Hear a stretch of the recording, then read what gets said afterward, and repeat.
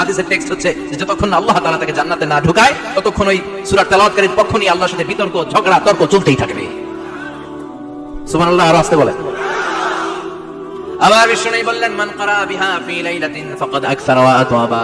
রাত্রিবেলা এই সূরাটা যে তেলাওয়াত করবে পুরো রাত্রিটারে বরকতময় করে দিবে কে? এজন্য বিশ্বনবী আবদার করে, আবেদন করে আমাদের কাছে বলে গিয়েছেন, আমি চাই আমার প্রতিটা উম্মতের হৃদয়ে এই সূরাটা গাঁথা থাক। আমি চাই আমার প্রতিটা উম্মতের সিনার ভিতরে এই সূরার 30টা আয়াত গ্রথিত করা থাক। সুবহানাল্লাহ পড়ে। মাত্র 30টা আয়াত মুখস্থ করতে রাজি আছেন? এক মাসে কয়দিন? প্রতিদিন একটা করে আয়াত মুখস্থ করলে এই সূরা মুখস্থ করতে লাগবে কয়দিন? হ্যাঁ, হোমওয়ার্ক। এটা আপনাদের বাড়ির কাজ, যেহেতু ক্লাসে হোমওয়ার্ক দেওয়া যায় না।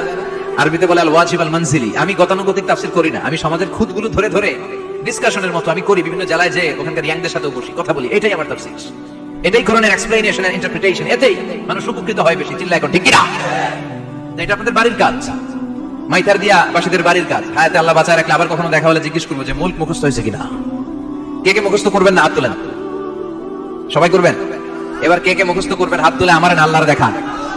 আল্লাহ তুমি কবুল করো। আরো জোরে পড়েন আমিন। হাত নামান।